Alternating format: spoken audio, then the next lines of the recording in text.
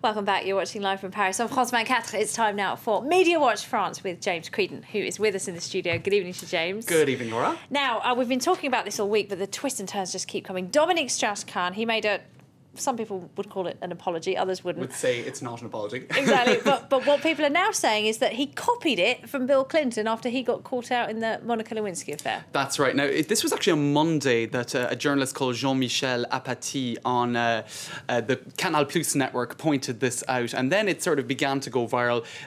On Tuesday, it was played on another show called The Zapping, and here we see it. If we go to the computer, Le Grand Journal, this is the journalist in question, so we'll attribute the work and the identification of inspiration by Bill Clinton to this. So just to point out what we're actually talking about, because I'm not sure I'm being very clear, Dominique Strauss-Kahn made a declaration during an interview on Sunday evening after his arrest in New York, and he sort of gave a half apology really for what happened, and some would say it was very, very similar to Bill Clinton's speech on August the 17th, 1998, after the Monica Lewinsky scandal. So let's have a listen and see how accurate Jean-Michel Apathy actually was in thinking that he was inspired by Bill. What happened was not just an inappropriate relationship. It was more than that. It was a failure. Une faute. Indeed, I did have a relationship with Miss Lewinsky that was not appropriate. In fact, it was wrong. Une faute. I failed my wife. I misled people, including even my wife. I deeply regret it. I deeply regret that.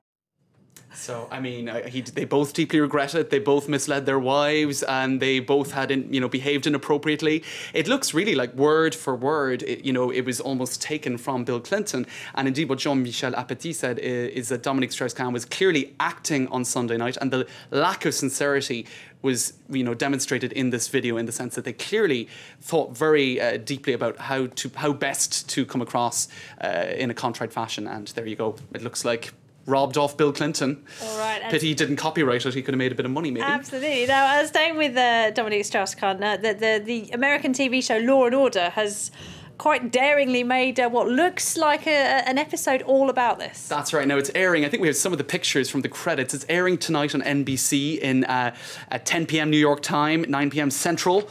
And so basically, it's from the 13th season, and it looks like it's been pretty heavily inspired, this particular episode, by Dominique Strauss-Kahn and what happened to him in the Sofitel Hotel in Diallo on the New York. couch? Well, it's not exactly Nafisa but let's have a listen to the actor. His name is Franco Nero. He's an Italian actor. He was the bad guy in Die Hard 2, if you saw that. And his comparisons with... he basically explains what the episode is about. Then we can tell how close it is, or isn't.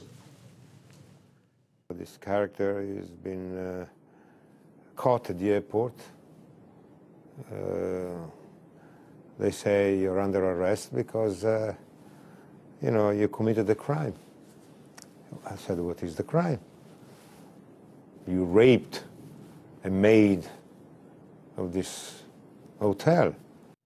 So, accused of rape, the maid was the person in question who was supposedly raped, and he was caught at an airport, and the supposed rape happened in a hotel. Does that remind you of anything? There's quite a few similarities. Quite a few similarities. And this is only 1 month after Dominique Strauss-Kahn was acquitted in New York. It's pretty extraordinary. But they did tweak a couple of details, and it's an Italian personality, not French. Massive difference. And he wanted to become Prime Minister of Italy, not President of France. Yeah. So there you go. It's another Latin country. It's not the same thing at all. And as they say, it isn't. What's that credit at the start of the episode? Any similarities with real or imagined characters is pure coincidence or something like that. So purely coincidental. I think they call that a disclaimer, don't they? Disclaimer, yeah. So they tweaked just about enough details, I think, to get themselves out of a lawsuit. All right. Now, what about this then? A powerful French businessman has been reduced to a bit of a soppy teenager, hasn't he? Because he's fallen in love with his 20-something-year-old model That's right. girlfriend. Now, France isn't really... It's not California. They don't really go in for the Sunset Beach kind of soppy love story type thing. But Arnaud Lagardère, now he is the heir to a massive media and communications company here in France that they own Europe 1 Radio and lots of other stuff. He's a billionaire, basically, around 40 years of age, and he's fallen madly in love with a 21-year-old Belgian supermodel.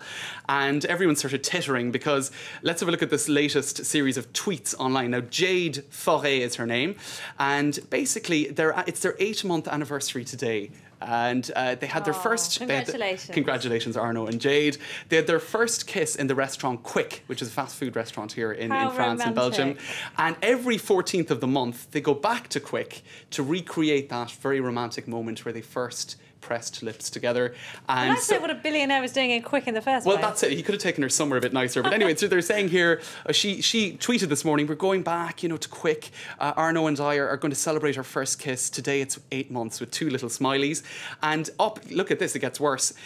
She posted on her blog a photo of the tattoo that Arno got on his arm, which says Jade 14, and of the tattoo that she got on her arm, Arno 14. So there you go, tattoos of the 14th of the month. And let's have a look at a video that went up online recently. They're going to go crazy on the 14th of February, aren't they? This is basically it. It's going to be overwhelming. It's a pity I don't have the pictures, but in July earlier this year, they were recording a photo shoot, and they put up the pictures of this photo shoot online, and it's incredibly soppy. So basically, the whole country is saying, "God, Arno and Jade, really, they should cool it down. It's a bit too much." Oh, so cynical, the French. They Maybe are a they're bit in sometimes, love. yeah. Come on. Anyway, James Creedon, Thanks, Laura. we're going to leave it there. Thanks very much indeed. Time now for today's roundup of what's on the internet. Yes, it is web news.